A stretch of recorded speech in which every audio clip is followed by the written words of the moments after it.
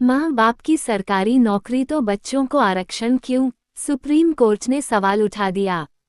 क्या ओबीसी वर्ग से आने वाले आईएएस अफसरों के बच्चों को आरक्षण मिलना चाहिए? सुप्रीम कोर्ट ने एक मामले की सुनवाई में इसका जवाब दिया है। कोर्ट ने कहा कि अगर माता पिता दोनों आईएएस अधिकारी हैं तो उनके बच्चों को आरक्षण के चक्र से बाहर आ जाना चाहिए।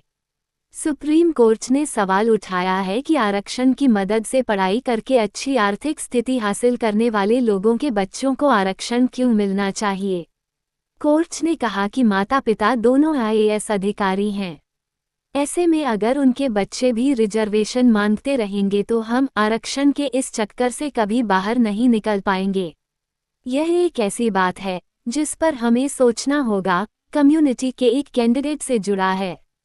ये कम्युनिटी कर्नाटक में पिछड़े वर्ग में आती है।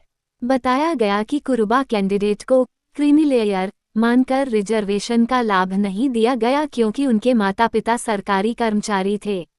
परिवार की तकरीबन 19.48 लाख रुपए आई थी। ऐसे में जिला जाति और आय सत्यापन समिति ने उन्हें जाति प्रमाण पत्र देने से इनकार कर दिया।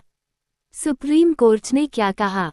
लाइव लॉ की रिपोर्ट के अनुसार सुप्रीम कोर्ट की जस्टिस बीवी नागरत्ना और जस्टिस उज्जवल भोया की बेंच ने इस मुकदमे को सुनते हुए सवाल उठाया कि जिन परिवारों ने आरक्षण की मदद से पढ़ाई की और आर्थिक तौर पर अच्छी स्थिति हासिल कर ली, क्या उनके बच्चों को भी लगातार ओबीसी आरक्षण का लाभ मिलना चाहिए?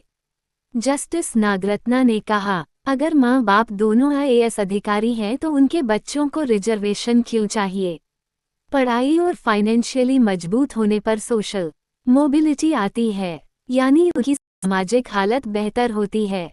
फिर भी बच्चे अगर रिजर्वेशन मांगते रहेंगे तो इस सिलसिले से कभी बाहर नहीं आ पाएंगे। और भी सीजेपी के फाउंडर को जान से कॉकरोच जनता पार्टी के फाउंडर को जान से मारने की धमकी किसने दी? कॉकरोच जनता पार्टी का इंस्टा जनता पा क्या कॉकरोच जाना इंस्टाग्राम अकाउंट सस्पेंड?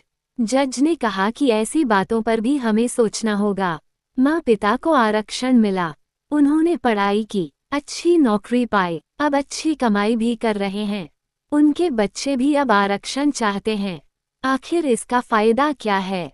उन्हें अब आरक्षण शैक्षिकी रूप से पिछड़ा है तो ठीक है, लेकिन अगर माता पिता ने आरक्षण का लाभ लेकर एक समाज में अच्छी स्थिति पा ली है, अगर दोनों आईएएस अधिकारी हैं या दोनों सरकारी सर्विस में हैं तो सामाजिक तौर पर भी वो आगे बढ़ चुके हैं।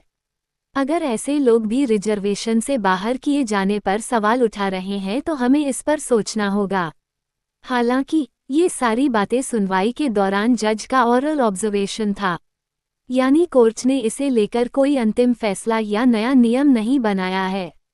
सुप्रीम कोर्ट की जज ने ये बातें तब कहीं जब वकील शशांक रत्नू ने दलील दी कि सरकारी कर्मचारियों के मामले में सिर्फ वेतन को क्रीमीलेयर तय करने का आधार नहीं माना जा सकता। उन्होंने ये भी कहा कि अगर सिर्फ वेतन आधार है तो ड्राइवर, चपरासी, क्लर्क और दूसरे निचले स्तर के सरकारी कर्मचारी भी रिजर्वेशन के लाभ से बाहर हो जाएंगे। ये सही नहीं होगा।